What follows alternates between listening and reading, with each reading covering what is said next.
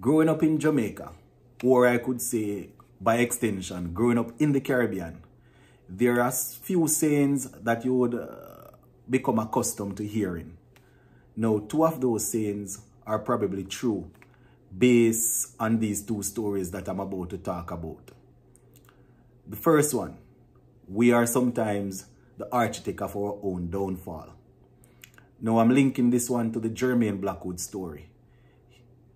Allegedly, CWI did not reach out to him and let him know that he was no longer a part of the squad. He actually found out through the media, just as how we would have found out. Remember, this man was the vice captain of the test team. CWI said they are moving forward, they are improving, they are building, but communication is an area that they need to work on. So we're going to talk about that. Also, hard work brings success. Always hear that growing up. Even now in schools, I am telling the kids the same thing. Hard work brings success. Now, Shamar Joseph, the pacer from Guyana, would have said in an interview that he was not surprised that he got a call up to go to Australia because of all the hard work that he has been putting in. So we're going to take a look at those two stuff in this video. So just give a listening ear until the end. Comment section is there. You can let me know what you think in the comment section. You can show your support to the channel by subscribing, liking, and sharing. All right, so let's talk a little bit about Jermaine Blackwood. Then we'll go into the Shamar Joseph story. Jermaine Blackwood has been a part of the West Indies team for quite some time.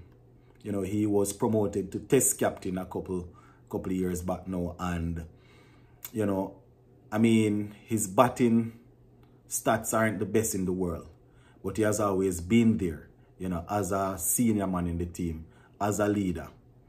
And we recently found out that he's not a part of the team going to Australia, right? Even before the test squad was announced, CWI would have put out the list of players that were given contracts. And on a live show that we were doing, you know, I was saying that, along with quite a few of you supporters were saying that it's a possibility that they're going to drop him because as a vice captain, he did not receive a CWI contract. Now, only to find out through the media yesterday that when Jermaine Blackwood was contacted for some information, you know, he allegedly told him that, listen, he was made aware of this through the papers, through the media, just like how any other one of us that is not connected would have found out through the media. A senior player in the team, a vice captain at that, right? Vice captain at that. Mind you, know, I am not sticking up for him saying that he was performing at an elite level, so he should have been selected. I don't have a problem with them dropping him and trying something new, you know. I have always said, listen, Jermaine Blackwood is in the team as a specialist batsman. He does nothing else except bat and field. Every now and again he might bowl one over or two, but he's there as a specialist batsman. People have gone as far as to say, listen, stop calling him a specialist batsman because he, you know, whatever. But I'm like, he's there as a specialist batsman. So I have always said, if you're a specialist batsman, you need to be scoring runs. You have to be scoring big half centuries. You have to be scoring centuries on a regular. It is true that not a lot of our players are actually doing that. But I've always said that. So if they are trying something new, I have no problem with that. My issue is the fact that they allegedly did not reach out to him personally and say that, you know, he's not a part of the plan going forward.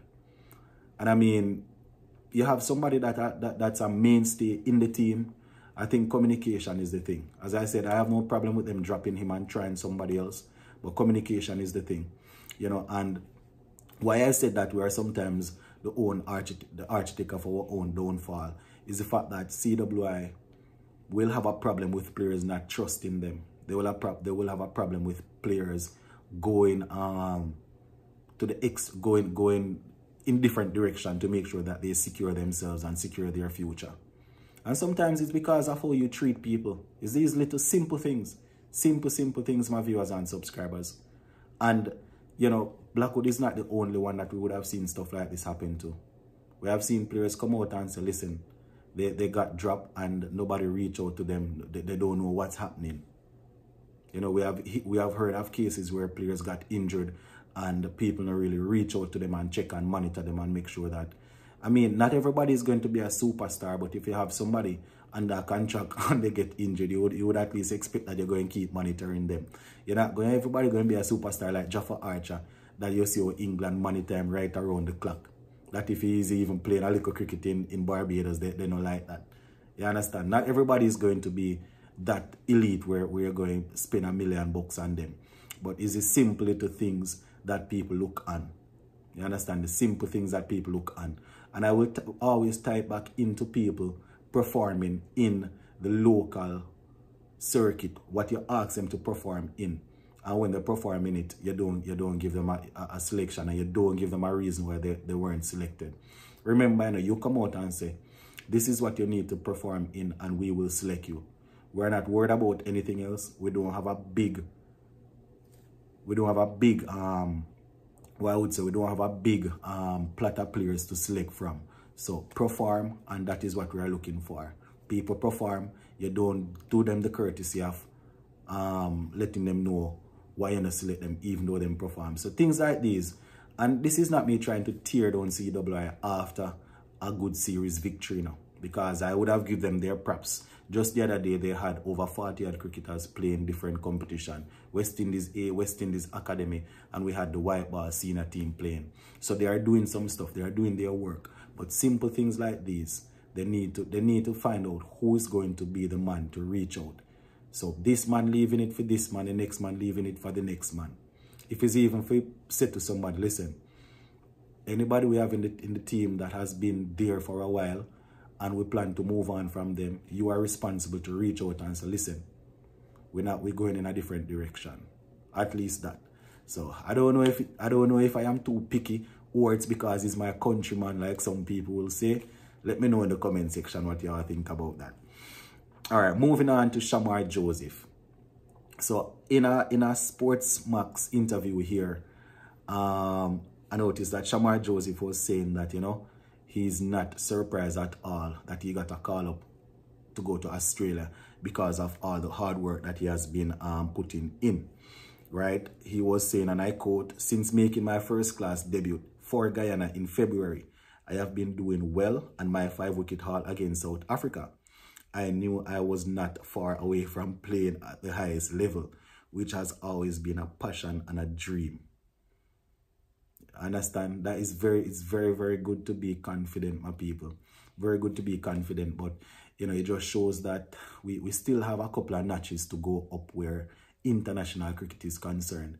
Because, you know, to have made your debut and bowled well, yes, and go to South Africa and take a 5-wicket haul and just go straight into the test team, you know, it just shows that the group, the core is not as strong as we would like. I mean, we are always happy to have youngsters coming through 24. I like him as a bowler, bowls pretty well, you know, but I'm just saying, you know, with such limited experience and he's straight into the team, into the squad, it just shows that, you know, we need to continue the development of our program. But who to tell? The lead selector said that there's a strong red ball program going on. So maybe that's how he was able to get through that quickly, because of the strong red ball program. You know, he's saying that I hope to play in Australia, and if I do, I will grab it with both hands, since I work very hard for this, and I will continue to train hard, since that is something I enjoy doing, end quote. And as I said, I like his story. I remember when he was there in the CPL, Ian Bishop was talking about him and was saying that, you know, he wasn't literally signed, but, you know, he's somebody that they're looking at because he's extremely talented. And based on information coming out, you know, he quit his job as working at a security firm to pursue cricket. And he seems to be a very hard worker. So I don't want people to get in their feelings and think that I am saying, listen, he should not play. You understand? When I was looking at the draft of players to go, I was thinking that if Seals is injured, you know, I had him in mind and saying he probably will go. So I don't want people to think that I'm saying that he should not get an opportunity. You understand? I'm not saying that, because he has done some work and we do have a lot of pacers going around right now that is fit. You understand? But I'm just saying that the core is not as strong as we would want it to be. You understand? You know, and that is why when we go up against top test teams, you know, we really struggle because they have players playing in a domestic competition that is way better than ours, playing for years before they can even get into the test team. So I am just pointing that out. Whoever want to think that it's because he's not from my country and I don't want any Guyanese in the team, then by all means, I just say it go. But yeah, I am hoping that if he gets an opportunity, he really take it with both hands. It would be good to have another young seamer coming through that is passionate and wants to really play the game. So them say hard work brings success. So hopefully he will be successful in Australia. Sports to the bone. Keeping it informed. Big up.